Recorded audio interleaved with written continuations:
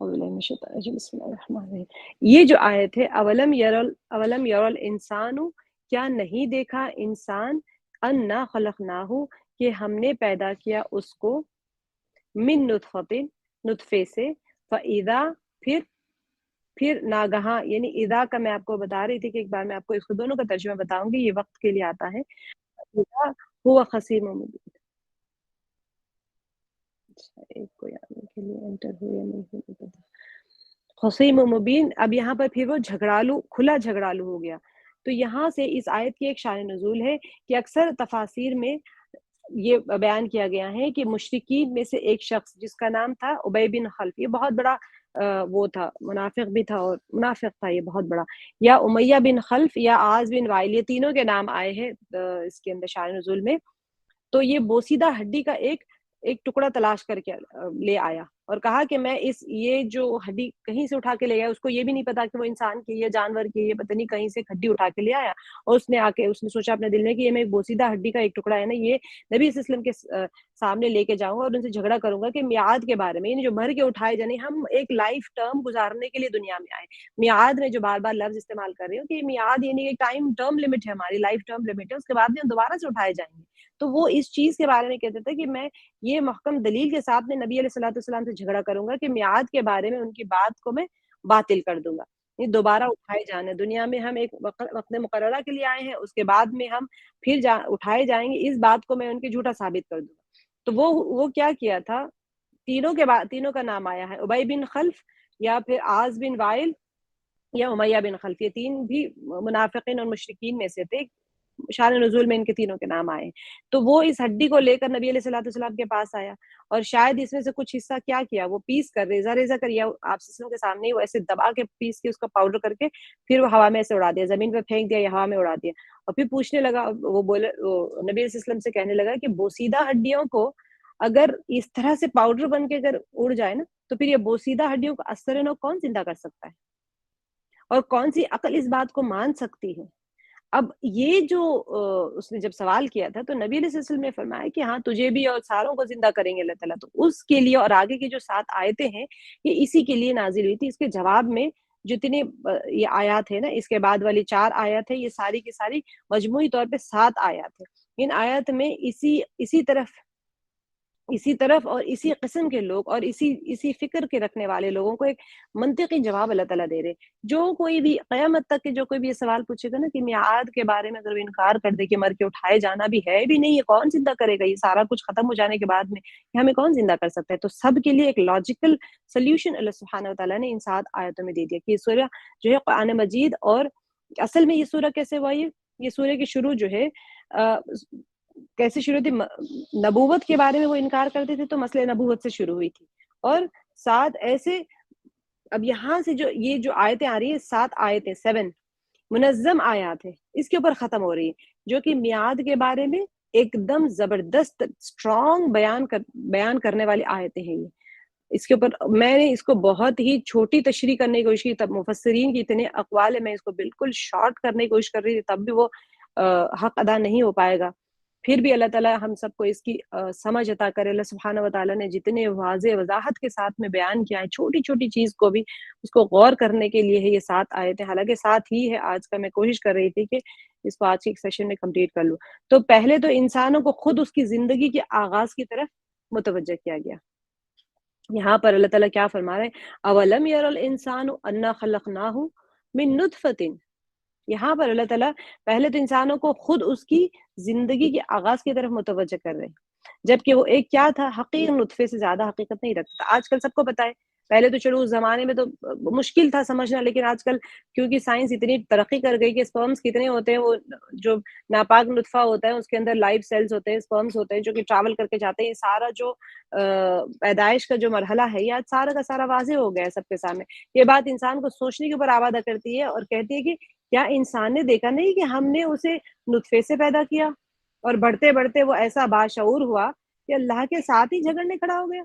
اور کھلم کھلا جھگڑا کرنے والا ہو گیا۔ پھر اللہ تعالیٰ جو ہے یہاں پر کئی جگہ پر قرآن پاک میں بھی آیا ہے کہ نطفے کے بارے میں گفتگو یہاں پر بھی اللہ تعالیٰ فرما رہے ہیں، اور آگے دوسری جگہوں پر بھی دوسری آیتوں میں بھی آئے گا۔ لغت میں نطفہ کسے کہتے ہیں، ایک بے قدر و قیمت پانی کے معنی میں ہے،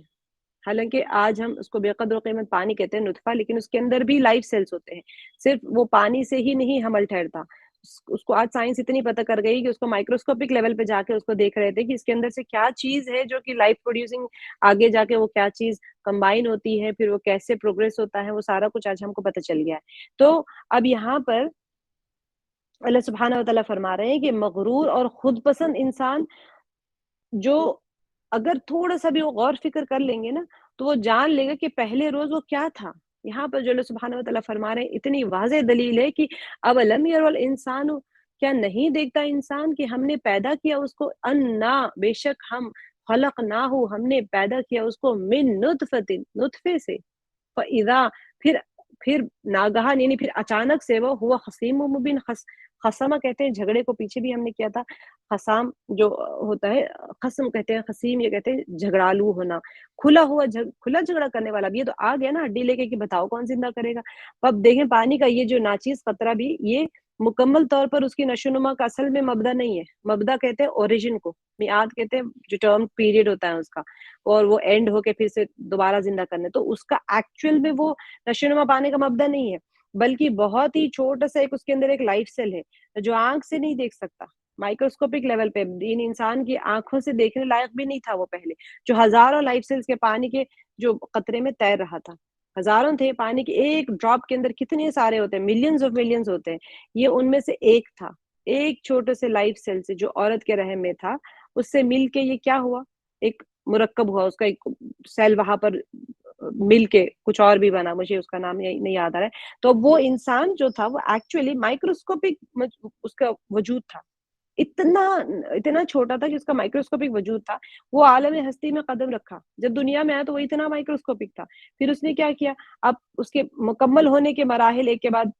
ایک طے کرتا چلے گیا، جو قرآن پاک میں سورہ مومنین میں آئے نا کہ اس کے 6 مرحلوں سے گزر کے وہ بندہ ایک رحم کے اندر ایک وجود میں آیا، اس سے پہلے ہی اس نے 6 سٹیجز کراس کر لیے تھے، تو کیا تھے وہ، پہلا تھا نطفہ، پھر علقہ، پھر مضغہ، اس کے بعد میں ہڈیوں کا ظاہر ہونا، 5واں سٹیج تھا پھر ہڈیوں پر گوشت کا چڑھنا، پھر چھٹا اور آخری میں روح یعنی حس و حرکت کا پیدا ہونا، جو کہ 120 ڈیز کے بعد میں اس کے اندر جو موومنٹ محسوس ہوتی ہے، آلموسٹ 120 ڈیز تک یہ 6 سٹیجز اس کے پورے ہو جاتے ہیں آلموسٹ اس کے اندر، تو اب وہ روح پیدا ہونے کے بعد میں وہ اتنا سا چھوٹے سا پاترنی کی طرح پر مارنے والا، وہ پیدائش کے وقت وہ ایک ضعیف ناتوان بچہ تھا، پھر اپنے جو تکمیل ہونے کے راستے طے کرتے گیا، پھر یہاں تک کہ کیا ہوا تھا، اس کا جسمانی اور عقلی بلوغ اور رشد کی حد تک پہنچ گیا، دنیا میں آیا، جب دنیا میں آیا تو کیا ہوا، ناتوان اتنا قوی ہو گیا، پھر اللہ تعالیٰ کی دعوت کے مقابلے میں لڑنے جھگڑنے پر آمادہ ہو گیا، دنیا میں آیا تب بھی ناتوان تھا، ایسے پڑا ہوا تھا، اپنے بھوک پیاس کے لیے بھی وہ روتا تھا، اس کو ہر چیز مہیا کی گئی، اس کے ماں کے ذریعے سے اس کو رزق دیا گیا، اس کا کیئر کیا گیا، سارا کچھ ہونے کے بعد میں وہ ایسے قوی تر ہو گیا اور طاقتور ہو گیا، اس کے بعد میں کرنے کیا لگا، ایک ناتوان، پہلے تو ایک نطفہ تھا مائکروسکوپک اس کا وجود تھا، وہاں سے ایک قوی تر شخصیت بننے کے بعد میں وہ کرنے کیا لگا، اتنے پوزیشن پہ آنے کے بعد میں وہ اللہ تعالیٰ کے ساتھ میں لڑنے جھگڑنے پر آمادہ ہو گیا، اور اس نے اپنے جو ماضی کو بالکل بھی فراموش کر دیا اور قسیم و مبین کا واضح مصداق بن گیا، تو اللہ سبحانہ و تعالیٰ اس کو یاد دلوا رہے ہیں، جب پوچھ رہے ہیں کوئی بھی پوچھے یہ کیسے ممکن ہے، یہ کیسے ممکن ہے، کون سی سزا دے سکتا ہے، قبر میں عذاب ہو سکتا ہے، مرنے کے بعد میں کیا ہو سکتے ہیں، کیا نہیں ہو سکتا ہے، اللہ تعالیٰ فرما دے رہے ہیں کہ سب کے لیے ایک لاجیکلی سولوشن دے دیا، قیامت تک کے لیے جو بھی اس بات کو نہیں مانے گا کہ تم ایک نطفہ تھے، حقیر شے تھے تم، آج تم اتنے طاقتور ہو کہ آج کرنے کیا لگے ہو، بجائے اس کی اطاعت کرو میری، تم یہ کر رہے ہو کہ مجھے سے جھگڑا کر رہے ہو، قسیم و مبین واضح طور پر جھگڑنے والا، یہ کام انسان کے سوا کسی اور سے نہیں ہو سکتا، یہ جو جھگڑے والا جو وہ ہے نا کوالٹی کہہ سکتے ہیں یا جو بھی کہہ لیں، یہ ایک انسان کے سوا کوئی اور نہیں سکتا، کیونکہ وہ صاحب عقل اور شعور ہے، اور اس کے اندر ارادہ، اختیار اور استقلال کی اس کے اندر قدرت ہے، اللہ سبحانہ و تعالی نے اس کو یہ تمام صلاحیتیں دی ہیں، انسانی جو زندگی ہے نا، اس کا اہم ترین امتیاز یہ ہے کہ وہ سب سے اہم ترین، جو سورہ رحمان میں بھی اللہ تعالیٰ فرماتے ہیں کہ انسان کو اللہ تعالیٰ نے بولنے والا بنایا، صاحب نطق بنایا، ناطق ہے، انسان بولتا ہے، اور ایسی بولی بولتا ہے کہ بالکل واضح اور بلیغ ہوتی ہے وہ بولی، یہ جانوروں کی طرح نہیں ہے، اس کی جو عقل کا معیار ہے وہ بہت اعلیٰ ہے، اس کے اندر جو کوالٹیز اللہ تعالیٰ نے رکھی ہیں وہ بڑا خوبصورتی کے اعتبار سے بھی وہ سب سے خوبصورت ہے۔ وہ بات کرتا ہے اور ان باتوں کا اچھا بات کرنے کا بھی اللہ سبحانہ وتعالیٰ نے ایک بڑا زبردست کیلکولیٹو انداز رکھا ہے۔ جو ہم بات کرتے ہیں اس کے جو ہمارے جو ٹاپکس ہوتے ہیں، جو مضامین ہوتے ہیں اور جو مطلب ہوتے ہیں اس کے ہمارے یا انسان کے دماغ میں نا پہلے سے پیدا ہوتے ہیں۔ پھر وہ کیا ہوتے ہیں، وہ جملوں کی ایک شیپ لے لیتے اور وہ جملوں کی شیپ میں ڈھل جاتے، پھر یہ باتیں ذہن کے اندر سے ایسے نکلتی ہیں نا جیسے کہ کوئی ہتھیار سے گولیاں کسی نشانے کی طرف ایک دم مسلسل طور پہ پھینکی جا رہی ہے۔ تو یہ انسان اتنا سسٹمیٹک بینگ ہے کہ ہر طریقے سے انسان کو اللہ تعالیٰ نے اتنا بہترین تخلیق میں پیدا کیا ہے۔ کیوں پیدا کیا؟ اللہ کی عبادت کے لیے، بجائے اس کے کہ وہ اللہ کی عبادت کرے اور اللہ تعالیٰ سے ہی جھگڑنے لگ گیا۔ تو یہ ایسے کام ہے نا کہ انسان کے علاوہ کسی بھی جاندار سے ممکن نہیں ہے۔ وہ اتنے لاجیکل انداز میں سارا کچھ سسٹمیٹیکلی برین میں پہلے فارمیشن ہو رہا ہے اس کے سینٹنسز کا اور اس کے ٹاپکس کا، اور سارا کچھ ہو رہا ہے، پھر اس کے بعد میں ورڈز کی شکل میں وہ سارا کچھ ڈھل رہا ہے، اس کے بعد میں ورڈز جیسے ہی فارمیشن ہو گئے، اب میں جیسے بول رہی ہوں مثال کے طور پہ، اب میرے برین میں سارے آٹومیٹیکلی وداؤٹ مائی کنٹرول پورے مضامین بن گئے، اس کے بعد میں پھر وہ سینٹنسز فارم ہو گئے میرے برین میں، پھر میں ایسے بول رہی ہوں جیسے کہ میرے زبان سے گولیاں نکل رہی کسی نشانے کی طرف، اور دھڑا دھڑ سینٹنسز، یعنی آپ کا کنٹرول سے بہتر انداز میں وہ ادا ہو رہی ہے۔ اللہ تعالیٰ نے انسان کو ہی اس کے علاوہ کسی جاندار سے ہی ممکن نہیں۔ تو انسان ایک کیا ہے؟ انسان فراموشکار اور مغرور ذات ہے ان نعمتوں کو جو اس کے والی نعمت نے اسے بخشی ہے۔ اللہ سبحانہ وتعالیٰ نے ہمیں یہ نعمتیں دی ہے نا، اسی کے مقابلے میں کیا کرنے لگا؟ اللہ کے مقابلے میں استعمال کرنے لگا اور لڑنے جھگڑنے کے لیے کھڑا ہو گیا۔ اسی کو اللہ تعالیٰ یہاں فرما رہے ہیں کہ فَإِذَا هُوَ خَصِيمٌ مُبِينٌ، تو وہ جھگڑالو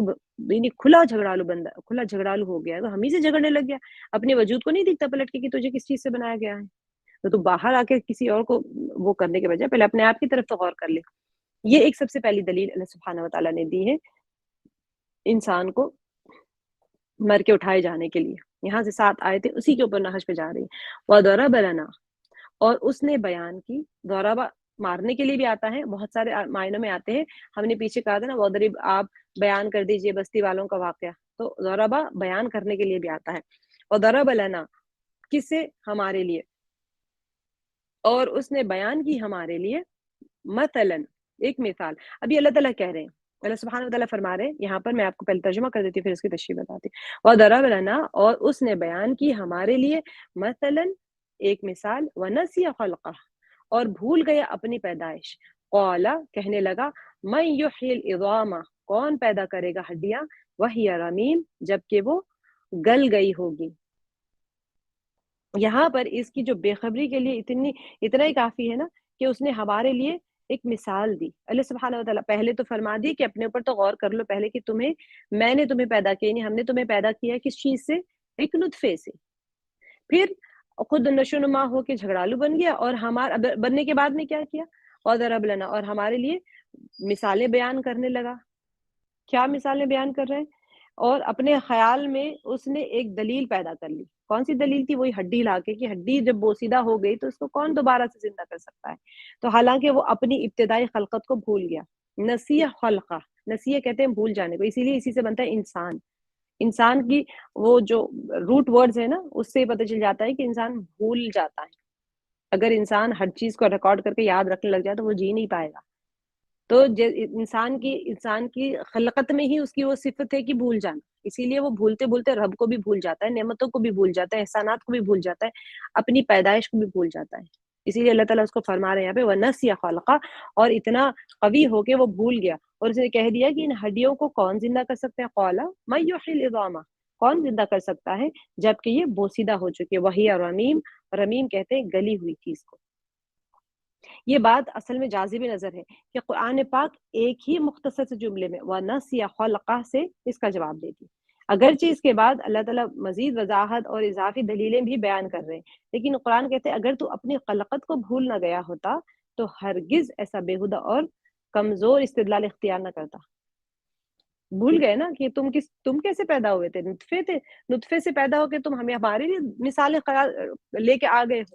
تو یہاں پر اللہ سبحانہ وتعالیٰ جو انسان جو بھول گیا ہے نا، کہ اگر یاد رکھتا تو وہ ایسی بےہودہ اور کمزور دلیل تھوڑی دیتا تھا، وہ کس طرح ایک ناچیز نطفہ تھا، اور بتدریج اللہ تعالیٰ جیسے ایک انسان کو تنبیہ فرما رہے ہیں کہ تو ایک نطفہ تھا، آہستہ آہستہ آج ایک انسان ہو گیا، لیکن تو ایسا فراموش کار ہے کہ ان تمام چیزوں کو بھول کر اب پوچھتا ہے کہ ان بوسیدہ ہڈیوں کو کون زندہ کرے گا؟ یہ جو انسان کی خصلت ہے، جھگڑے والی خصلت،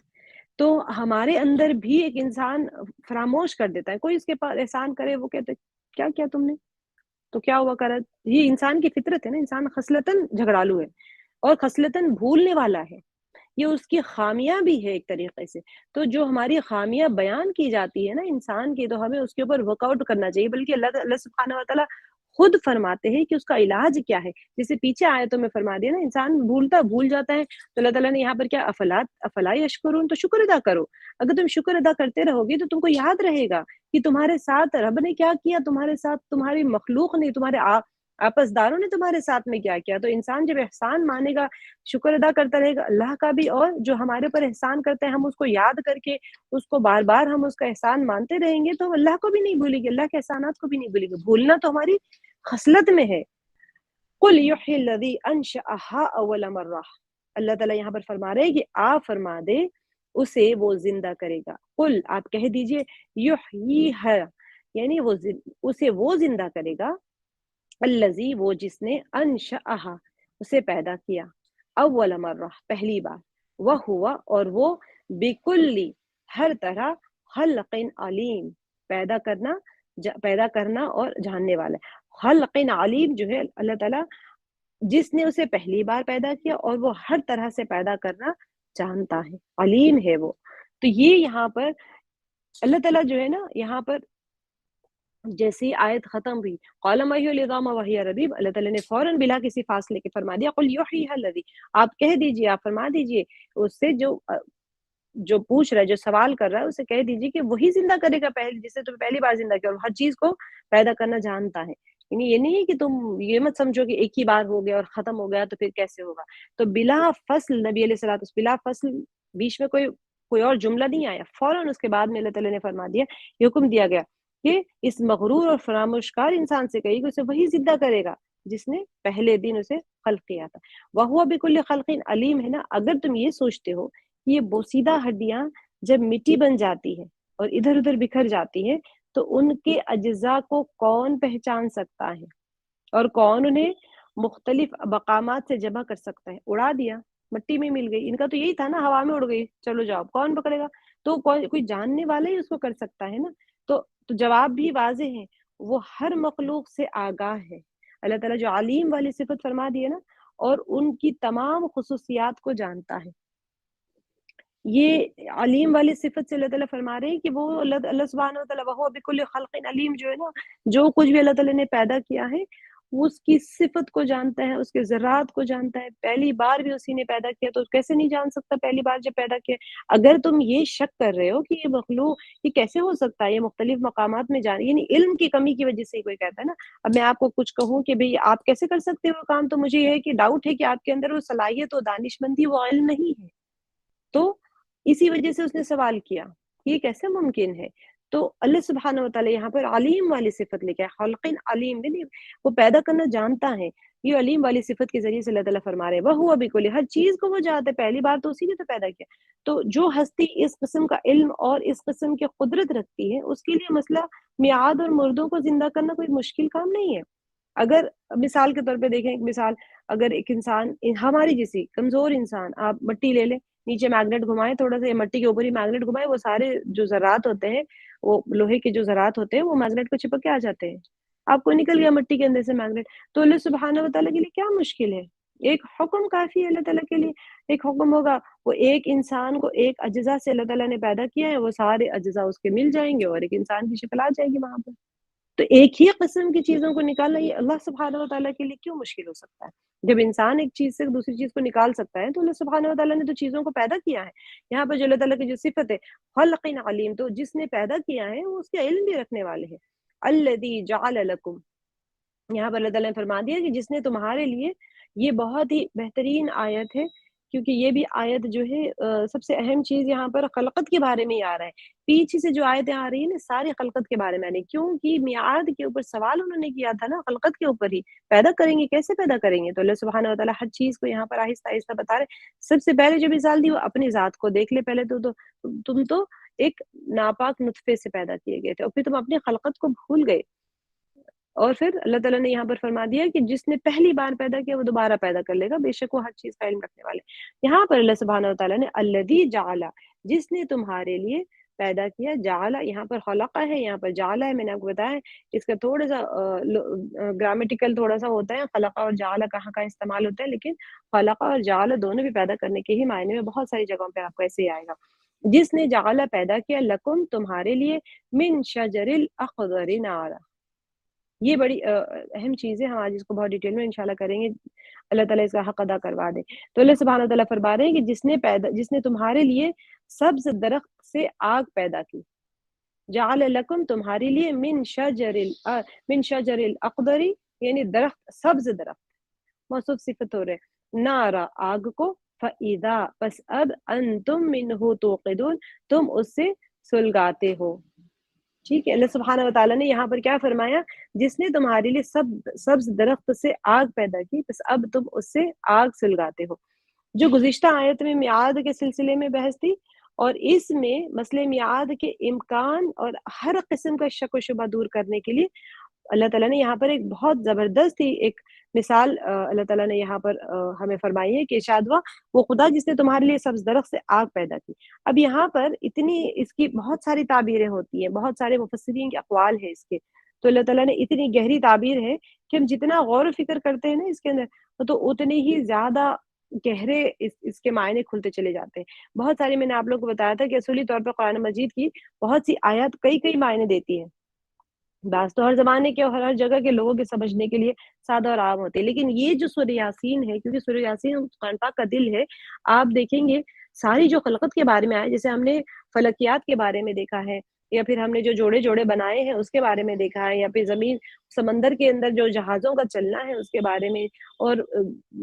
شمسی اور قمری نظام کے بارے میں جو ہم نے دیکھا، یہ ساری چیزوں میں اللہ تعالیٰ نے ایک انفینٹی گیٹ کو اوپن کر دیا ہے، اس کے اندر اور مزید آگے جا کے ریسرچ ہوگی اور چیزیں کھلتی چلی جائیں گی۔ تو بعض جو آیات ہوتی ہیں وہ کئی معنی دیتی ہیں، اور بعض تو ہر زمانے اور ہر جگہ کے لوگوں کو سمجھنے کے لیے سادہ اور عام ہے، اور بعض دوسری آیت جو ہوتی ہے اتنی گہری ہوتی ہے اور اتنے خاص ہوتے ہیں، یہ اس کے بہت خاص اور گہرے معنی ہوتے ہیں۔ بعض آیت مستقبل ہو سکتا ہے کہ بہت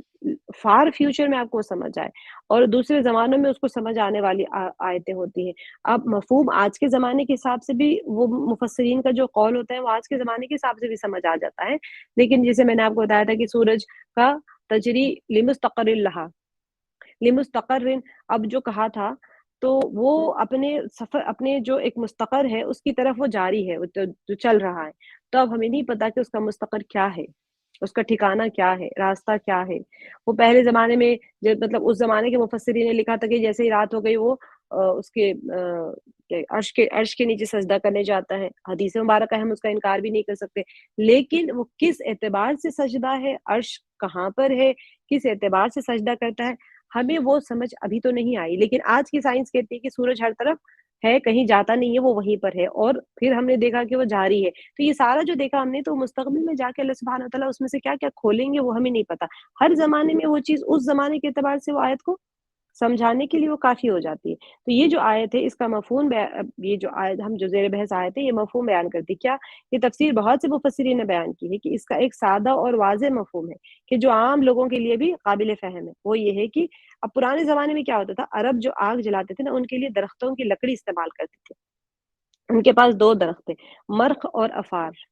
آپ اس کو نیٹ پہ بھی ڈھونڈ سکتے ہو کہ اس کو کہتے ہیں فائر ٹریز،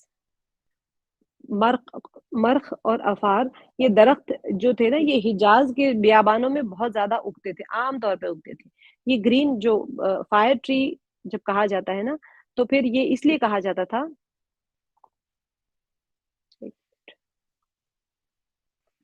کہ ان کو کیا کیا جاتا تھا، مرخ اور افار دو قسم کی آگ لگانے والی لکڑیاں تھیں، جیسے ہم ماچس کو رگڑتے ہیں نا، وہ آپ نے دیکھا ہوگا ڈبیا کے اوپر رگڑتے اس کے اندر سے چنگاری نکل آتی ہے، پھر ہم اس سے کوئی چیز جلاتے ہیں، تو یہ مرخ اور افار جو تھے اس زمانے میں دو قسم کی آگ لگانے والی لکڑیاں تھے، تو ایک کے مرخ کو نیچے رکھ کر افار کو اس کے اوپر مارتے تھے، یہ لوگ رگڑتے تھے، تو اس سے کیا ہوتا تھا، آگ لگانے والے پتھر جیسے چخماق کا پتھر ہے نا، اس کی طرح جیسے ایک چنگاری ایک شعلہ پیدا ہو جاتا تھا، تو وہ کیا ہوتا تھا، جیسے ہمارے آج کل کے زمانے میں ماچس کے بجائے لوگ کیا کرتے اس زمانے میں وہ استعمال کرتے تھے جیسے ہم آج ماچس استعمال کرتے ہیں، تو وہ اس زمانے میں اس طرح سے استعمال کیا جاتا تھا، مرخ کو نیچے رکھتے تھے، افار وہ پہچانتے تھے نا درختوں کو، تو وہ اس کو اس طرح سے رگڑتے تھے، اس میں چنگاری آتی تھی، تو وہ اس کو آگ جلانے کے لیے استعمال کر لیتے تھے۔ تو قرآن کہتے ہیں کہ وہ خدا کے جو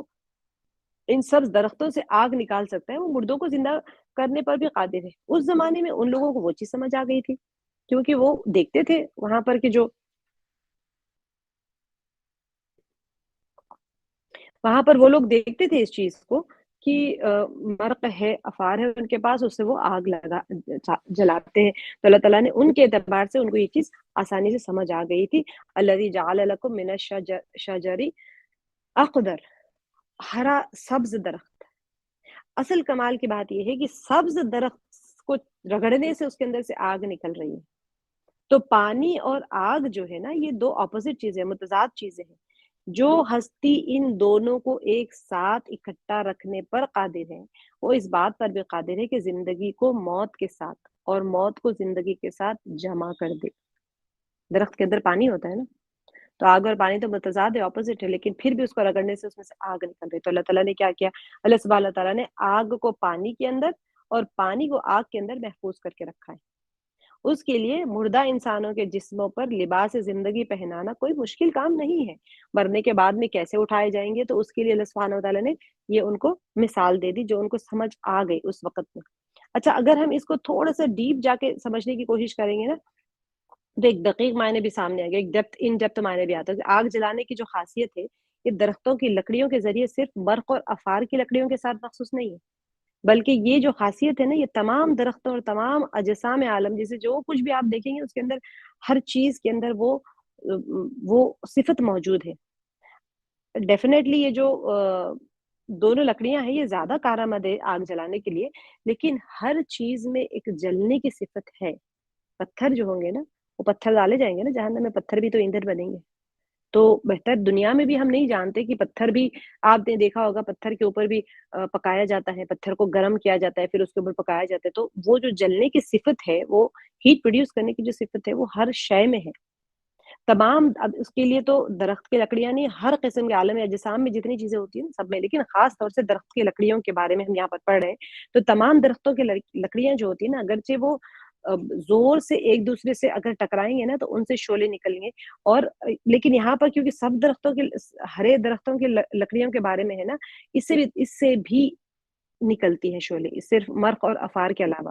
تو یہ کیا ہوتا ہے، جو جنگلوں میں آگ لگ جاتی ہے، تو ایک دم وحشتناک آگ لگ جاتی ہے نا، تو اس کو جلانے والے کوئی انسان تو نہیں ہے وہاں پر، دو پکڑ پکڑ کے رگڑنے، لیکن جنگل فائر بجھانے کتنی مشکل ہوتی ہے، ڈائیورٹ کر دیتے وہ لوگ کسی اور طرف، جنگل فائر بجھانا بہت مشکل ہوتا ہے، یوزلی آسٹریلیا میں لگ جاتے ہیں، آپ لوگ نیوز وغیرہ میں بھی دیکھتے ہوں گے کہ جنگلوں میں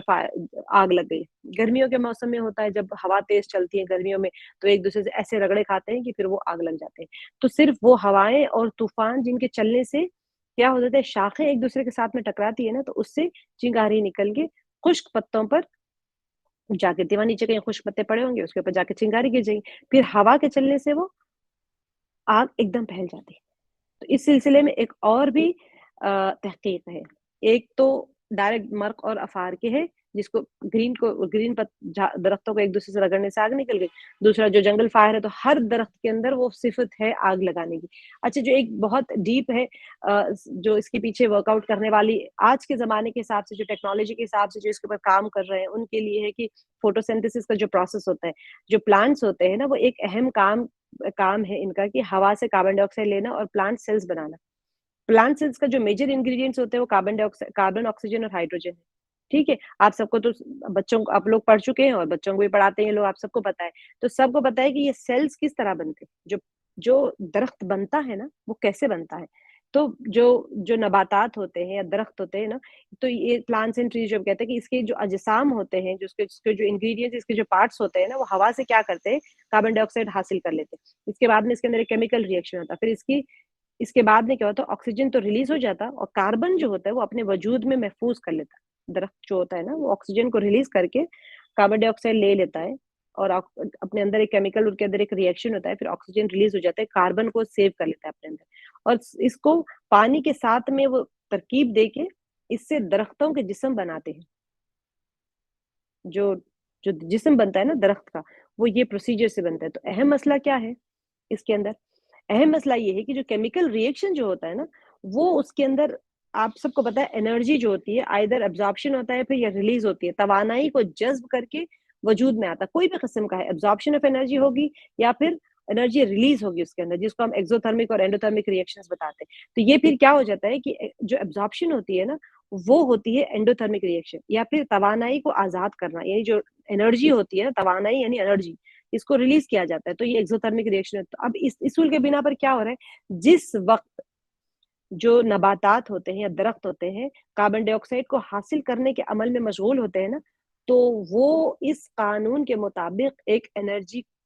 ایک انرجی کے وجود کے محتاج ہوتے ہیں، جیسے کہ سولار انرجی ہے. آپ کو پتا ہے فوٹو سنتھسس بغیر سولار انرجی کے نہیں ہوتا. میں آپ کو یہ کیوں بتا رہی ہوں، تھوڑا سا غور سے سنیں گے تو آپ کو سمجھ آئے گا کہ میں یہ فوٹو سنتھسس والا ایگزامپل کیوں بتا رہی ہوں آپ لوگوں کو. یہاں پر سورج کی کچھ گرمی اور روشنی سے ایک توانائی جو سولار انرجی ہوتی ہے نا، تو وہ توانائی کے طور پر اس سے استفادہ حاصل کرتا ہے. جو درخت ہوتا ہے نا، کاربن ڈائی آکسائڈ لیتا ہے اور وہاں سے سورج کی روشنی لیتا ہے، پانی لیتا ہے، زمین کے اندر سے کچھ اجزاء لے لیتا ہے، یہ لے کے پورا پروسیجر ہو کے وہ جسم بن رہا ہے درخت کا. تو اس طرح درختوں کے جسم بنتے ہیں. اب یہ جو درخت کا جو جسم بن رہا ہے نا، اس وقت سولار انرجی کی کچھ مقدار ان کے اندر جمع ہو جاتی ہے. اہم بات یہ ہے، سولار انرجی جو ابزارب کر رہا ہے نا، اس کا کچھ حصہ اس کے اندر جمع ہو جاتا ہے، جو کاربن جو بن رہا ہے نا، کاربن کے ذریعے سے جو باڈی بن رہی ہے اس کے اندر وہاں پر سولار انرجی کچھ سیو ہو رہی ہے. اور جس وقت ہم لکڑیوں کو جلاتے ہیں نا، تو وہی سورج کی سیوڈ انرجی جو رہتی وہ ریلیز ہو جاتی، کیونکہ کاربن ہوا کی آکسیجن سے مل کے دوبارہ کاربن ڈائی آکسائڈ بن جاتا، اور آکسیجن اور ہائیڈروجن کچھ پانی کی مقدار بن کے آزاد ہو جاتی. اب یہ سب ڈیٹیلز اگر ہم چھوڑ دیں نا، تب بھی بہت ہی سادہ اور آسان عبارت میں یہ ایک مطبوع نور اور حرارت ہے جو ہماری انگیٹھیوں میں جل رہے ہیں نا، یہ سورج کا وہی نور اور حرارت ہے جو کچھ سالوں میں درختوں کی لکڑیوں میں ذخیرہ ہوئے. سولار انرجی ابزارب ہوئی، درختوں کی لکڑی کے اندر سیو ہو گئے. جب ہم جلاتے ہیں تو وہی نور اور وہی حرارت ہمیں محسوس ہو رہی ہے، ہمیں مل رہی ہے. تو کیا ہم نے پڑھا ہے، سب نے، آپ نے سائنس میں پڑھا ہے کہ جو انرجی ہوتی ہے وہ ہمیشہ ٹرانسفر ہوتی ہے ایک سورس سے دوسری سورس میں، ختم نہیں ہوتی انرجی کبھی بھی، صرف ٹرانسفر ہو رہی ہے انرجی. تو سورج سے لی گئی جو انرجی ہوتی ہے نا، اتنے سالوں بعد دوبارہ دوسرے سورس کی طرف ٹرانسفر ہو گئی ہے، ٹریول کر کے چلی گئی. تو یہ کتنی اللہ سبحانہ و تعالیٰ کی کتنی بڑی کائنات کے اندر اتنی بڑی تخلیق چل رہی ہے، اور اتنی بڑی ایک پوری کا پورا ریئیکشن اور پوری کا پورا پروسیجر چل رہا ہے، جس کے اندر اللہ سبحانہ و تعالیٰ ہمیں جو لکڑیوں کا جو مثال دے رہے ہیں، یہ پوری کی پوری جو آیت نزول کے زمانے میں اس معنی میں تو وہ لوگ نہیں سمجھ پائے تھے نا، لیکن ایک دن اس آیت سے ایک کچھ اور چیز سمجھ میں آ جائے گی، اور آج ہم اس سے کہیں زیادہ چیزیں سمجھ رہے، اور شاید آئندہ آنے والے زمانے میں کچھ زیادہ اور چیزیں سمجھ سکیں گے. لیکن اس کے باوجود بھی یہ تمام جتنے معنی صحیح ہیں، یہ سارے کے سارے اپنی جگہ مکمل ہے، اور اس کے اوپر ہم یہ قابل قبول ہے، اور ہر زمانے میں نئے نئے سائنٹیفکلی یہ ساری چیزوں کو ایک انداز میں پیش بھی کیا جائے گا. لیکن مقصد کیا ہوا، اللہ سبحانہ و تعالیٰ یہاں پر اپنے قدرت کاملہ کو ظاہر کر رہے ہیں یہاں پر، کہ جب اللہ سبحانہ و تعالیٰ یہ سارے کے سارے سسٹمز کو ایجاد کر رہے ہیں، یہ کوئی ایگزسٹنگ سسٹمز نہیں تھے،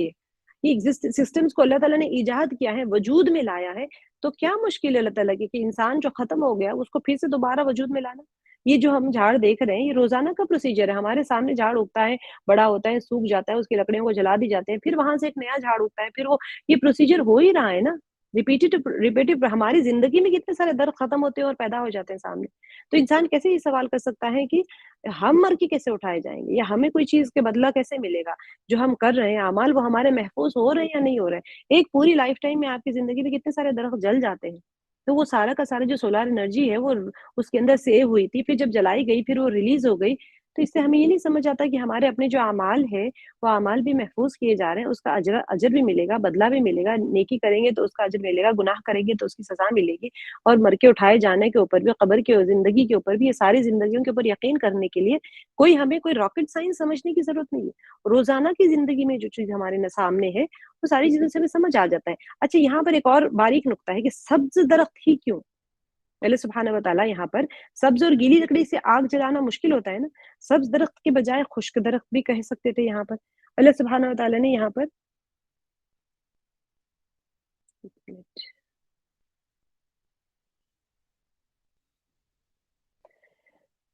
تو یہاں پر لیکن جو قابل غور بات ہے، یہاں پر جو خشک درخت جو اللہ سبحانہ وتعالی نے فرمایا نا، تو وہ کیوں فرمایا؟ تو وہ سبز درخت کیوں فرمایا؟ تو قابل غور بات یہ ہے کہ جو پروسیس آف فوٹوسنتھسس ہے نا، وہ سبز درخت میں ہی ممکن ہے، خشک میں ممکن نہیں۔ جو ہم نے پہلی تفسیر پڑھی تھی نا مرق اور افار کی، وہ بالکل اس زمانے کے حساب سے اور قرآن پاک کی تفسیر کے حساب سے بالکل فٹ ثابت ہو گئی، وہ دونوں کو جلاؤ تو نکل جاتا ہے۔ لیکن وہاں پر بھی اللہ سبحانہ وتعالیٰ سبز درخت، کیونکہ وہ لوگ کے زمانے میں سبز درخت وہ آگ نکالتے تھے، ٹھیک ہے، لیکن اب ہمیشہ کے لیے قرآن حکمت ہے نا، تو اب اسی وجہ سے اللہ سبحانہ وتعالیٰ کا جو سبز درخت فرمانا ہے وہ اس لیے ہے کہ جو فوٹوسنتھسس کا پروسیجر ہے، جس کے اندر کی سولار انرجی کو سیو کر کے رکھا جا رہا ہے نا، یہ صرف اور صرف گرین پلانٹس میں ہو سکتا ہے۔ خشک ہونے کے بعد میں یہ ممکن ہی نہیں ہے۔ کاربن ڈائی آکسائڈ حاصل کرنا اور سولار انرجی ابزارب کرنا، یہ سب کام خشک درخت نہیں کر سکتے، چاہے آپ سالوں سال سورج کے سامنے ڈال کے رکھے اس کو، وہ کام نہیں ہو سکتا اس کے اندر۔ تو اس کے علاوہ اگر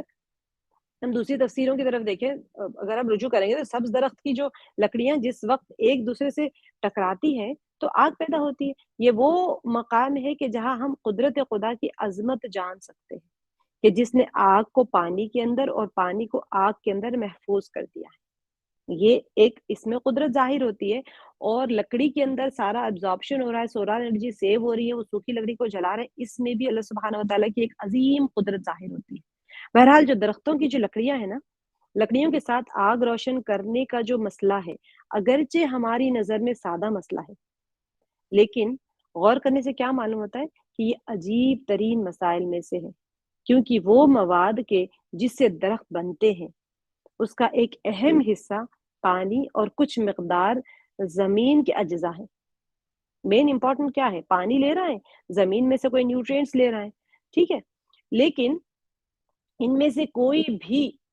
جل اٹھنے کے قابل نہیں ہوتا۔ اس میں فیول کہاں ہے؟ مٹی میں آگ لگائیں تو آگ نہیں لگتی ہے نا، مٹی سے آگ بجھائی جاتی ہے باقاعدہ۔ تو اس میں پانی میں اور مٹی کے جو اجزاء ہے اس کے اندر فیول بننے کی کوئی چیز نہیں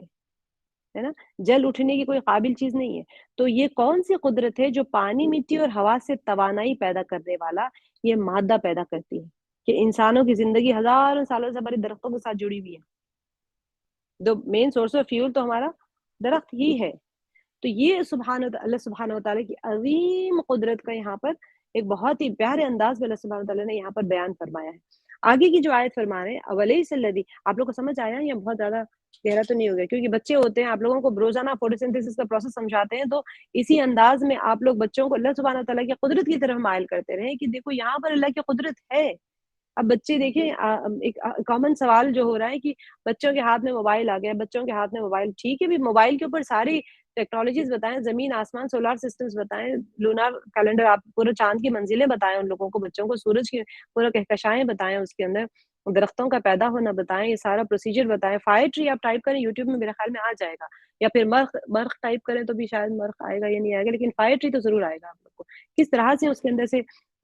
آگ نکلتی ہے۔ یہ ساری چیزیں اللہ کی قدرت ہی ہے۔ تو اب ٹیکنالوجی اتنی ڈیولپ ہو گئی، اگر بچے کے ہاتھ میں موبائل ہے تو اسی کے ذریعے سے بچوں کو اللہ تعالیٰ نے جیسے فرمایا کہ تم اپنے آپ پہ کیوں نہیں غور کرتے، کیسے تم بھول گئے اپنی خلقت کو؟ تو یہ بھی تو ایک علامت ہے نا، ٹیکنالوجی کے دور میں ہر ایک کے اندر ایمان کو زندہ کرنے کا اللہ سبحانہ تعالیٰ نے راستے بتا دیے۔ اب ٹیکنالوجی اتنی ڈیولپ ہو گئی، اب بچے کو پتہ نہیں کہ زمانے کی کہانیاں سنائیں گے، وہ بچے اس کو سمجھ ہی نہیں آئے گا، کیونکہ اس زمانے میں اگر یہ زمانے کی کہانیاں بولتے تو ان کو سمجھ نہیں آتی تھی۔ اگر اے سی کی کوئی مثال دے، ایروپلین کی مثال دے، تو کیا ان کو سمجھ آتی وہ چیزیں؟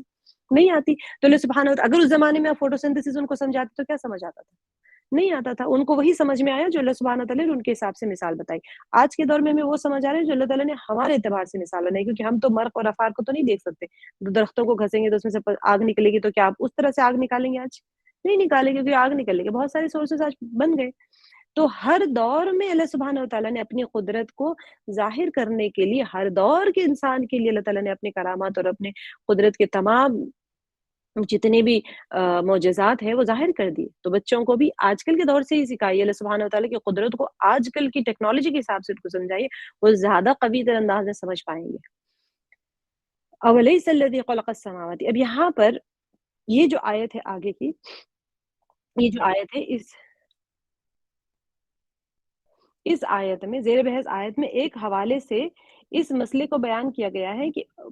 خدا کی جو بے پایا قدرت ہے نا، اللہ سبحانہ وتعالیٰ نے یہاں پر بیان کر دیا اولیسا کیا نہیں الذی وہ جس نے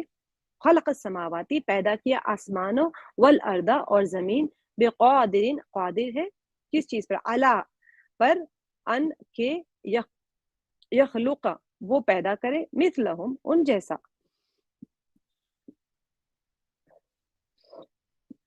بلا وہو الخلاق العلیم یہاں پر ہاں کیوں نہیں وہ بڑا پیدا کرنے والا اور علیم دانا خلاق یہاں پر یہ مبالغہ کا صیغہ ہے بڑا پیدا کرنے والا ہے یہاں پر اللہ سبحانہ وتعالیٰ نے فرما دیا کہ وہ جس نے آسمان اور زمین کو پیدا کیا کیا وہ اس پر قادر نہیں کہ ان جیسا اور پیدا کرے ہاں کیوں نہیں وہ بڑا پیدا کرنے والا اور دانا ہے یہاں پر اللہ سبحانہ وتعالیٰ نے اب بہت آسمان تو ہر کوئی دیکھ سکتا ہے زمین تو ہر کوئی دیکھ سکتا ہے یہ کوئی ڈھکی چھپی مثال اللہ تعالیٰ نے نہیں دی یہاں پر اللہ سبحانہ وتعالیٰ جب اپنی قدرت کو ظاہر فرماتے ہیں تو ایسے انداز میں فرماتے ہیں کہ سب کو سمجھ آ جائے ہر دور کے انسان کو سمجھ آ جائے آج آپ دیکھیں گے آسمان کیا آسمان نہیں بنا اللہ تعالیٰ فرمایا اولیس الذی خلق السماوات تو آپ کو پتہ چل جائے گا آج کی جتنی راکٹ جتنی سائنس ٹیکنالوجی ایڈوانس ہو چکی ہیں آپ کو پتہ ہے آسمان کہاں ہے کسی کو نہیں معلوم یہ جو جتنے گیلیکسیز اینڈ یونیورس ہے یہ سارے آسمان کے نیچے ہے تو آسمان نہیں دیکھا کسی نے آج تک پہلا آسمان یہ سارے سیٹلائٹس گھوم رہے پورے کا پورا یونیورس جو ہے جتنا کچھ بھی آپ پڑھ رہے ہیں جتنا کچھ بھی ناسا کے آپ پکچر ضرور دیکھیں جا کے بچوں کو بھی دکھائیں ناسا کے امیجز دکھائیں یوٹیوب کے اوپر سے سولار سسٹمز اور سارا ملکی وے سارا کچھ دکھائیں یونیورس دکھائیں کاسمک ورلڈ دکھائیں اور ان کو پتہ چلے گا کہ کتنی بڑی کائنات ہے جو اللہ تعالیٰ نے پیدا فرما کے رکھی ہوئی ہے اور یہ ساری کی ساری زیر آسمان ہے تحت الارض اب دیکھیں جیسے تحت الارض کی ایک بہت بڑی کائنات ہوتی ہے ایسے تحت السما کی بھی بہت بڑی کائنات ہے جو آسمان ہی نہیں پتا تو اللہ سبحانہ وتعالیٰ نے فرما دیا اولیس الذی خلق السماوات اور جس نے آسمانوں اور زمینوں کو پیدا کیا زمین کی کتنی ساری چیزیں اور آسمان کی کتنی ساری چیزیں آج بچے بہت اچھے انداز میں سمجھ سکتے ہیں آپ جب ان کو کور ارتھ کے کور تک لے کر جا کے ان کے لیئر سمجھائیں سارے میٹیریلز منرلز جتنے اس کے لیئرز بنے ہوئے ہیں وہ سارے آپ سمجھا سکتے ہیں بچوں کو سوشل پڑھا رہے ہیں اس وقت سمجھائیں کتنی ساری چیزوں کے ذریعے سے ہم بچوں کو آج اللہ تعالیٰ کے ساتھ میں جوڑ سکتے ہیں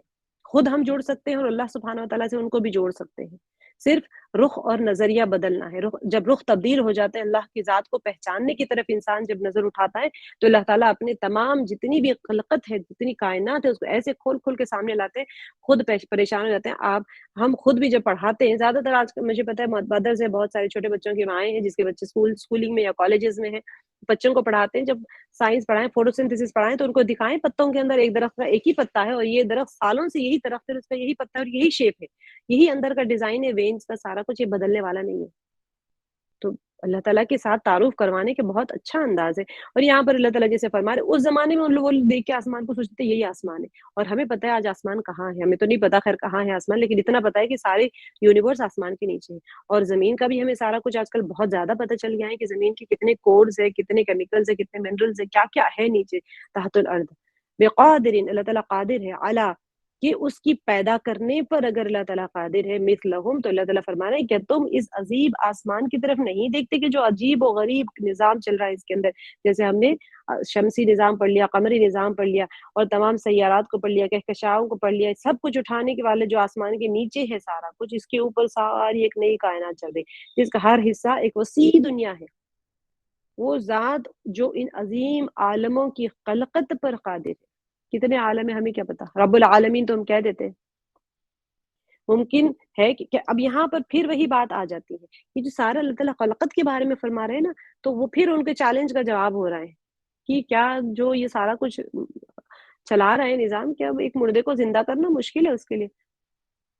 اور اللہ سبحانہ وتعالیٰ نے اس کے جواب کا انتظار نہیں کیا اللہ تعالیٰ نے اس کے جواب کا انتظار کیے بغیر اللہ سبحانہ وتعالیٰ سوال کا جواب خود فرماتے ہیں کہ ہاں وہ اس قسم کی قدرت رکھتا ہے بلا ہاں یہاں پر اوا سے حمزہ شروع میں آیا نا جو یہ حمزہ استفہام کا ہے یہ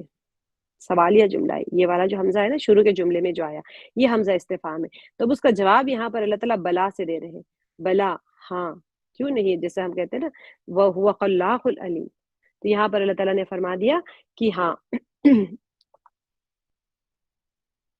اس کے بعد اللہ تعالیٰ کی وہ عظیم صفات کا ذکر ہے کہ جو اس مسئلے میں قابل توجہ ہے یعنی کہ صفت خلاقیت خلاق جو ہونا اللہ تعالیٰ فرما رہے ہیں تو یہ صفت خلاقیت اور اس کے بے پایا علم کب انسان سوال کرتا ہے؟ جب اس کو ڈاؤٹ ہوتا ہے کہ ان کو کیا پتا.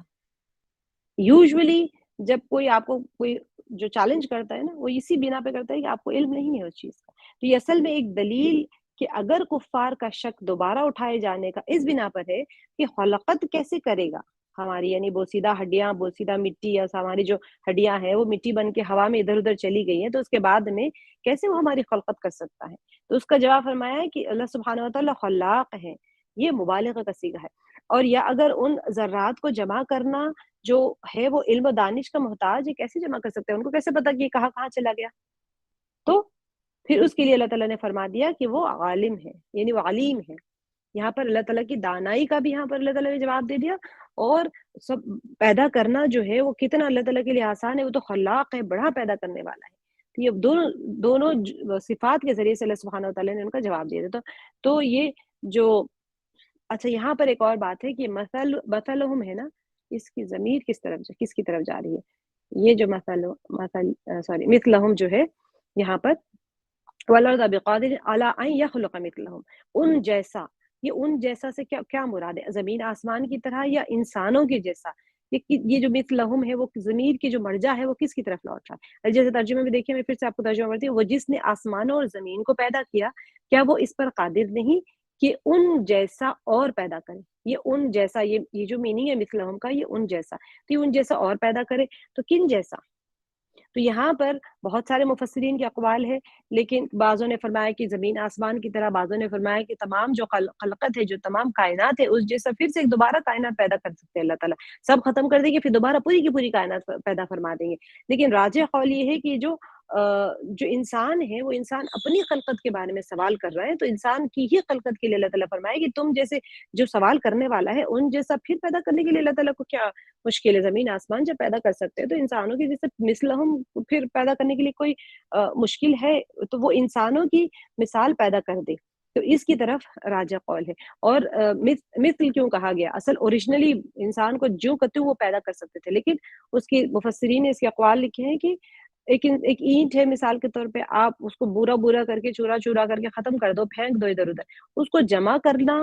خود ایک بڑا مرحلہ ہے. یہ اللہ سبحانہ و تعالیٰ اپنی خلاقیت اور علم والی صفت سے اس کو جمع کر دیں گے. لیکن پھر ہم کہیں گے اس جیسی اینٹ کے جیسی اینٹ بن گئی. یہ جو مادہ ہے انسان کا وہ روح ہے. اب وہ روح اس مادے کے اندر وہ اس جیسی ہی ہوئی، اصل جو تھی اصل ختم ہو گئی، اصل جیسی ہی دوبارہ سے اللہ سبحانہ و تعالیٰ نے اس کو دوبارہ سے خلقت کیا. لیکن مثل کہا کہ نئی چیز نہیں خلقت کر. روح تو ایک مادہ ہے، اب روح کو کوئی اور جسم میں بھی ڈال دو تب بھی وہ روح ہی رہے گی. وہ خود اپنی وجود، جو انسان کا وجود ہوتا ہے وہ جسم سے نہیں ہوتا، اس کی روح سے ہوتا ہے. تو اگر یہ شکل کو مسخ کر دیں اور اندر اس کی روح وہی رہے گی. لوگ اکثر دیکھیں پلاسٹک سرجری کروا لیتے ہیں، اس سے آج کل چیزوں کو سمجھنا آسان ہو گیا ہے کہ پلاسٹک سرجری کروا لیتے ہیں تو انسان کا چہرہ تو بدل سکتا ہے، لیکن اس کا جو وجود ہے وہ تو وہی رہے گا نا. اس کی خلقت، اس کی جو روح ہے اس کے اندر وہی رہے گی. پرسنالٹی چینج نہیں ہوگی، چہرہ چینج ہو جائے گا بھلے اس کا. تو ایسے ہی اللہ سبحانہ و تعالیٰ کسی بھی جسم کے اندر اس کو ڈال دے، اس کی روح اصل ہے. لیکن اللہ سبحانہ و تعالیٰ فرما رہے کہ جو اس کا جسم ختم ہوا نا، سیم اس جیسا ہی جسم اس کو بنا کر اس کے اندر پھر اس کی روح کو اتاریں گے، جو کہ اصل مادہ ہے روح. سوال جواب جو ہوتا ہے وہ جسم سے تھوڑی ہوگا، سوال جواب تو اس کی روح سے ہوتا ہے. عذاب بھی انسان کی روح کو ہی دیا جاتا ہے. تو اللہ تعالیٰ نے آگے فرما دیا کہ انما امرہ، کہ اس کے سوا نہیں، کہ اس کام کا اس کے سوا نہیں، کہ وہ کسی شے کا ارادہ کرتا ہے تو وہ اس کو کہتا ہے ہو جا، تو وہ ہو جاتی. انما، تو اس کے سوا نہیں، امرہ، اس کا کام، اذا اراد شیئا، وہ ارادہ کرے کسی شے کا، ان یقول، کہ وہ کہتا ہے لہو، اس کو، یعنی اس کام کو. اگر اللہ تعالیٰ کوئی چیز کو کرنے کا ارادہ فرما لے، کوئی چیز کو خلقت دینا، کوئی چیز کو وجود میں لانا چاہتے ہیں تو اس کو فرما دیتے ہیں کن، ہو جا، فیکون، تو وہ ہو جاتی ہے. اس کی تشریح تھوڑی سی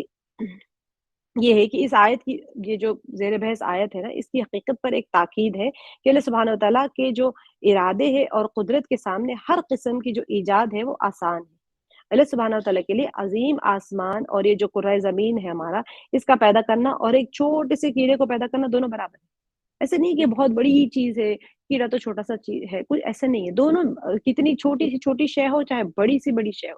صرف اللہ سبحانہ و تعالیٰ کا ارادہ مطلوب ہوتا ہے. جب اللہ سبحانہ و تعالیٰ کوئی چیز کو پیدا کرنے کا ارادہ فرما لیتے ہیں تو وہ چیز کو کہتے ہیں کہ ہو جا، تو وہ چیز ہو جاتی ہے. تو اب یہ جو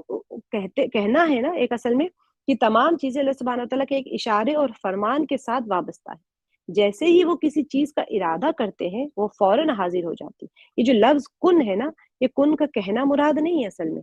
اللہ تعالیٰ یقول لہ کن، تو اللہ سبحانہ وتعالیٰ اس لفظ کو اب یوزلی کیا ہوگا، لوگ سمجھیں گے کہ کن جب کہیں گے تبھی وہ چیز ہوگی. ایسا نہیں ہے. اللہ تعالیٰ کوئی لفظ کے کہنے کے محتاج نہیں ہے، نہ وہ کوئی شے اس کی اللہ سبحانہ وتعالیٰ کے کہے ہوئے لفظ کو سننے کی محتاج ہے. نہ وہ کوئی لفظ کا استعمال کرتے ہیں، نہ وہ کسی لفظ کے ذریعے سے حکم دیتے ہیں. وہ تو صرف ہمیں سمجھانے کے لیے بتایا جا رہا ہے، لیکن وہ اصل جو ہوتا ہے وہ ارادہ ہوتا ہے. کہ اللہ سبحانہ وتعالیٰ کوئی چیز کا ارادہ فرما دیتے ہیں تو وہ ارادے کے ساتھ ہی وہ چیز وجود میں آ جاتی ہے. نہ تو کوئی لفظ بولتے ہیں، نہ وہ اللہ تعالیٰ کوئی لفظ کے محتاج ہے، بلکہ اس سے مراد کوئی چیز کی جو کوئی چیز ہے اس کا اعجاز اور اس کی تخلیق کا جو ارادہ کرنا ہے. اللہ سبحانہ وتعالیٰ کوئی چیز کو ایجاد کرنا چاہ رہے ہیں، اس کی تخلیق کرنا چاہ رہے ہیں، تو بس وہ چیز وجود میں آ جاتی ہے. ایسا نہیں ہے اب سمجھے کوئی چیز وجود میں ہی نہیں ہے تو اللہ تعالیٰ کس کو کہیں گے کن. کن جب فرمائیں گے تو کسی کو سننا بھی تو چاہیے. جو چیز ہے ہی نہیں وجود میں تو وہ کیسے سنے گی وہ چیز کو. تو اس کا مطلب یہ نہیں ہے کہ کن کہے تو وہ چیز وجود میں آتی ہے، بلکہ صرف اور صرف اللہ سبحانہ وتعالیٰ کا ارادہ ہوتا ہے. جب اللہ تعالیٰ ارادہ فرما لیتے ہیں تو وہ چیز اپنے وجود میں آ جاتی ہے. یہاں پر فسبحان الذی بیدہ ملکوت، تو سو پاک ہے الذی وہ جس نے یا وہ جس نے بیدہ جس کے ہاتھ میں ملکوت بادشاہت کل شیء ہر شے کی، والیہ ترجعون اور اسی کی طرف تم سب لوٹ کر جاؤ گے یا تم لوٹ کر جاؤ گے. ترجعون جو ہے تو سو پاک ہے وہ ذات واحد جس کے ہاتھ میں ہر شے کی بادشاہت ہے اور اسی کی طرف تم سب لوٹ کر جاؤ گے. یہاں سے اللہ سبحانہ وتعالیٰ نے جو آیت ہے اس کا ایک زیر بحث آیت اصل میں کیا ہوا تھا، ہم شروع کیسے کرے تھے، رسالت کے ساتھ میں شروع کرتے. اب یہاں پر مبدا اور میعاد یعنی جو اوریجن ہے انسان کیسے اس کا اوریجن کیسا تھا کسی چیز کا بھی، انسان کا نہیں ساری کائنات کا مبدا اور میعاد کے بارے میں ایک کلی نتیجہ نکالنے کے لیے اس بحث کو ایک خوبصورت طریقے سے اللہ تعالیٰ نے یہاں پر ختم کر دیا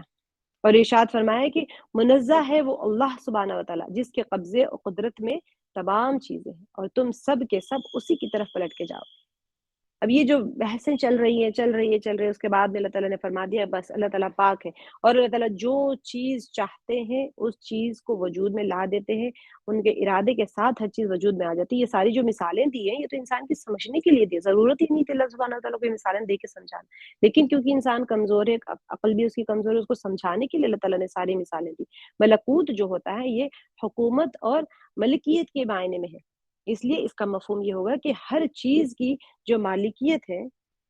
ہر چیز کی جو مالکیت اور حاکمیت ہے بلا شرط اللہ سبحانہ وتعالیٰ کے دست قدرت میں.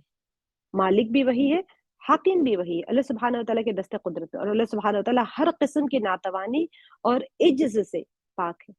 منزہ ہے، مبرہ ہے. اللہ تعالیٰ کو کوئی چیز عاجز نہیں کرتی. اللہ تعالیٰ کوئی کسی شے کی وجہ سے ناتوان نہیں ہوتے. جیسے آپ آیت الکرسی میں پڑھتے ہیں تو اس صورت میں کیا ہوا تھا، مردوں کو زندہ کرنا اور بوسیدہ ہڈیوں کو لباس حیات پہنانا کوئی مشکل کام نہیں. جب یہ حق ہے تو تم سب اسی کی طرف لوٹ کر جاؤ گے اور میعاد حق ہے. یہاں پر مر کے اٹھائے جانا دوبارہ سے یہ اللہ سبحانہ وتعالیٰ نے اس کی حقانیت کو ثابت فرما دیا. اور جو انسان انکار کرتا تھا اور کیونکہ قرآن پاک کی آیات میں ہے تو وہ اسی وجہ سے بار بار سوال کرتا، حجت کرتا تھا کہ یہ کیسے ممکن ہو سکتا ہے. تو اللہ سبحانہ وتعالیٰ نے مثالیں دے دے کے سمجھا دیا ہے کہ یہ ممکن ہو سکتا ہے. اور اگر پھر بھی تم نہیں مانو، اتنی مثالوں سے بھی تم ہردرمی کرو، نہیں مانو، تو پھر ٹھیک ہے، کوئی بات نہیں. اللہ سبحانہ وتعالیٰ کا ارادہ ہی کافی ہے. اللہ تعالیٰ جب کسی چیز کو کرنا چاہتے انما امرہ، اگر اللہ تعالیٰ کوئی کسی کام کو اگر وہ کرنا چاہتے ہیں تو بس وہ ارادہ کر لیتے ہیں، وہ ہو جاتا ہے. اور تمام کی تمام بادشاہت، حکومت اور حاکمیت، ملوکیت، مالکیت سب اللہ سبحانہ وتعالیٰ کے ہاتھ میں. مالک بھی وہی ہے، بادشاہ بھی وہی ہے، اور تمام چیزوں کے اوپر حکمرانی بھی وہی کرتا ہے، حاکم بھی وہی ہے. محکوم تم سب ہو، مانو یا نہیں مانو کوئی ضرورت نہیں. بادشاہ کو ضرورت ہے کہ رعایا کا ماننا یا نہ ماننا، کوئی ضرورت نہیں ہے. تو تم سب کو اسی کی طرف لوٹ کے جانا ہے. تو جب اب نہیں مانتے ہو تو ٹھیک ہے، تب دیکھ لینا. تو یہ جو اللہ سبحانہ وتعالیٰ نے ہوتا ہے نا، ایک انسان ایک فائنل اسٹامپ لگ جاتا ہے. تو یہ پوری کی پوری دلیلیں جو اس کے اندر سورہ یاسین میں کی ہے، اس سب کے اوپر اللہ سبحانہ وتعالیٰ نے ایک بادشاہت کی یہاں پر مہر لگا دی ہے کہ بس اللہ سبحانہ وتعالیٰ کے پاس ساری کی ساری بادشاہت ہے اور ہر چیز اسی کی ہے. اور پھر تم سب کو اسی کے پاس لوٹ کر جانا ہے. یہاں نہیں مانو گے تو پھر وہاں کا محشر کا بھی عالم بتا دیا کہ اس وقت کہے گا کہ انسان ہائے ہماری کم بختی، یہ تو وہی وعدہ ہے جس کو نبیوں نے کہا تھا اور وہ سچ کہتے تھے.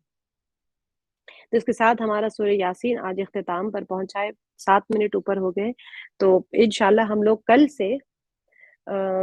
سورہ واقعہ شروع کریں گے انشاءاللہ باذن اللہ. اور آپ لوگ سب اس کا ترجمے کے ساتھ میں پڑھ لیجئے گا. میں اس کو نکال